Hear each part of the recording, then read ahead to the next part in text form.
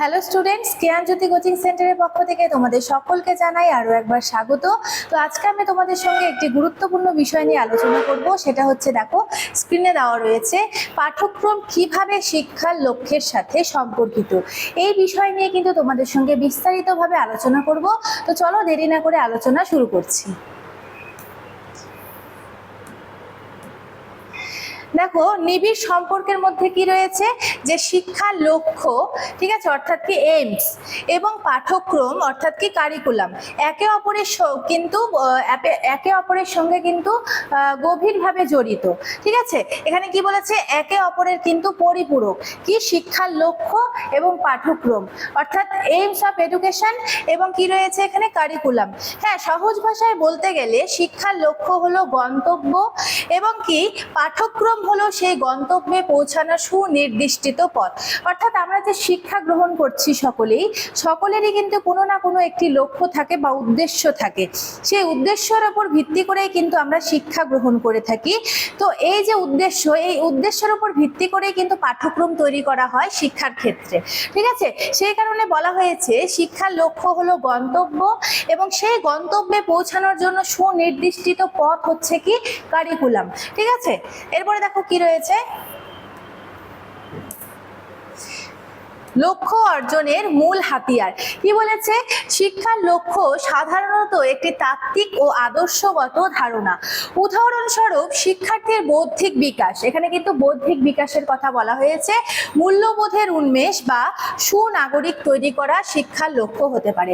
তাহলে শিক্ষার লক্ষ্য কি হওয়া উচিত, একজন ব্যক্তিকে সুনাগরিক হিসেবে তৈরি করা, এবং সে যাতে সমাজের বিভিন্ন সমস্যা সমাধান করতে পারে সে বিষয়ে লক্ষ্য রাখা।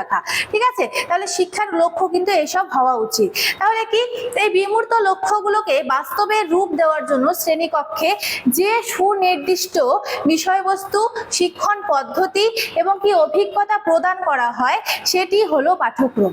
ঠিক আছে, তারপরে কি রয়েছে দেখো এখানে, সমাজের চাহিদা ও কি দর্শনের প্রতিফলন। এখানে কি বলেছে, যে কোনো শিক্ষা ব্যবস্থার লক্ষ্য নির্ধারিত হয় সেই সমাজের সমাজতাত্ত্বিক, রাজনৈতিক, অর্থনৈতিক চাহিদার উপর ভিত্তি করে। তাহলে কোনো শিক্ষা ব্যবস্থা যে রয়েছে, কোনো শিক্ষা ব্যবস্থা নির্ধারিত কিসের মাধ্যমে হয়ে থাকে, সেই সমাজের চাহিদা, অর্থাৎ সেই সমাজে কি প্রয়োজন, সেই সমাজের হচ্ছে কি রাজনৈতিক দিক, অর্থনৈতিক চাহিদার উপর কিন্তু ভিত্তি করে কি হয়, যে কোনো শিক্ষা ব্যবস্থার লক্ষ্য নির্ধারিত হয়ে থাকে। সমাজ যখন তার বৃহত্তর লক্ষ্য নির্ধারণ করে তখন কিন্তু পাঠ্যক্রম প্রণেতারা সেই লক্ষ্য অনুযায়ী সিলেবাস তৈরি করেন। তাহলে কি, সমাজ কি করে, সমাজ কিন্তু বৃহত্তর লক্ষ্য নির্ধারণ করে, তার অর্থনৈতিক দিক বা সমস্ত দিক বিচার বিবেচনা করে কিন্তু সুনির্দিষ্ট একটি লক্ষ্য নির্ধারণ করে, এবং তখন কি করে, পাঠ্যক্রম প্রণেতারা অর্থাৎ যারা পাঠ্যক্রম তৈরি করেন তারা কিন্তু সেই লক্ষ্য অনুযায়ী সিলেবাস তৈরি করেন। এবং কি, অর্থাৎ বলেছে এখানে শিক্ষার লক্ষ্য হলো সমাজের আয়না, আর পাঠ্যক্রম হলো সেই প্রতিচ্ছবিকে বাস্তবে ফুটিয়ে তোলার তুলি। ঠিক আছে, তুলির সঙ্গে কিন্তু পাঠ্যক্রমকে এখানে তুলনা করা হয়েছে। ঠিক আছে, এবং কি শিক্ষার লক্ষ্যকে এখানে সমাজের আয়না, দেখো এখানে সমাজের আয়না হিসেবে কিন্তু উল্লেখ করা হয়েছে। তারপরে দেখো এখানে কি, তাত্ত্বিক বনাম ব্যবহারিক দিকে কি বলেছে, দেখো প্রথমে যেটা রয়েছে শিক্ষার লক্ষ্য, হোয়াট এন্ড ওয়াই। শিক্ষার লক্ষ্য একটি তাত্ত্বিক ভিত্তি প্রদান করে, অর্থাৎ শিক্ষার যে লক্ষ্য থাকে সেই লক্ষ্য থেকে কিন্তু একটি তাত্ত্বিক ভিত্তি আমরা পেয়ে থাকি, এবং কি এটি নির্দেশ করে কি অর্জন করতে হবে, অর্থাৎ কি করতে হবে, কি অর্জন করতে হবে, অর্থাৎ কি হোয়াট টু অ্যাচিভ, অর্থাৎ আমি কি অ্যাচিভ করব। ঠিক আছে, এবং কেন করতে হবে, ওয়াই, কেন, কিসের জন্য, এটি মূলত শিক্ষার চূড়ান্ত উদ্দেশ্য বর্ণনা করে থাকে। তারপরে যে বিষয়টি রয়েছে দেখো এখানটা, সেটা হচ্ছে হাউ, অর্থাৎ কিভাবে, সেই লক্ষ্যে পৌঁছানোর জন্য কিভাবে আমরা প্রিপারেশন নেব।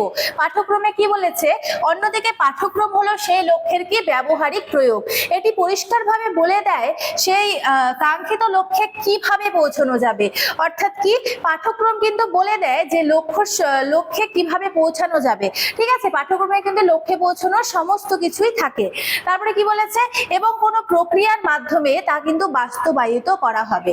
এবং শেষে কি, পাঠ্যক্রমের শেষে কিন্তু মূল্যায়ন ব্যবস্থারও কিন্তু প্রচলন রয়েছে, অর্থাৎ পরীক্ষা ব্যবস্থার। তারপরে দেখো কি রয়েছে, পরিবর্তনশীলতা ও অভিযোজন। সময়ের সাথে সাথে শিক্ষার লক্ষ্য কিন্তু পরিবর্তিত হয়। এই পরিবর্তনের সাথে সামঞ্জস্য রেখে কিন্তু পাঠ্যক্রমকে প্রতিনিয়ত ঢেলে সাজাতে হয়। কিভাবে সাজাতে হয়? পুঁথিগত জ্ঞান, কর্মমুখী দক্ষতা এবং কি সমালোচনামূলক চিন্তনের সাহায্যে।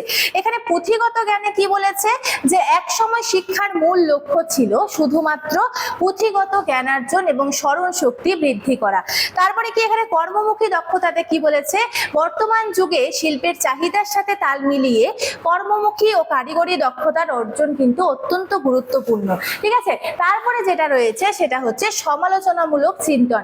এখানে কি বলেছে, আধুনিক শিক্ষা বিজ্ঞানে যুক্তিবাদী মনন ও সমালোচনামূলক চিন্তন বৃদ্ধি একটি প্রধান লক্ষ্য কিন্তু। ঠিক আছে, এবং এই লক্ষ্যটা কিন্তু হওয়া উচিত। তারপর দেখো এখানে কি রয়েছে, মূল্যায়নের মাপকাঠি। মূল্যায়নের মাপকাঠিতে কি বলা হয়েছে, যে শিক্ষার বৃহত্তর উদ্দেশ্য সফল হলো কিনা তা কিসের মাধ্যমে প্রকাশ করা হয়, তা কিন্তু পাঠ্যক্রমের মাধ্যমে কিন্তু পরিমাপ করা হয়।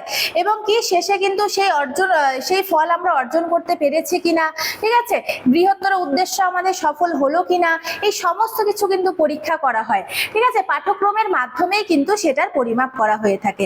তারপরে কি বলেছে, এখানে একটি সুপরিকল্পিত পাঠ্যক্রমের সঠিক বাস্তবায়ন এবং শিক্ষার্থীদের ধারাবাহিক মূল্যায়নের ভিত্তিতেই কিন্তু বোঝা যায় যে শিক্ষার মূল লক্ষ্য ঠিকমতো পূরণ হচ্ছে কিনা। এটি ফিডব্যাক লুপ হিসেবেও কিন্তু বিশেষভাবে কার্যকরী বা বিশেষভাবে কাজ করে। তো দেখো, আজকে আমার আলোচনার বিষয় কিন্তু এতটুকুনি ছিল। ভিডিওটি আমি এখানেই শেষ করছি। দেখা হচ্ছে পরবর্তী ভিডিওতে। ততক্ষণ তোমরা সকলেই ভালো থাকো, সুস্থ থাকো। Thank you.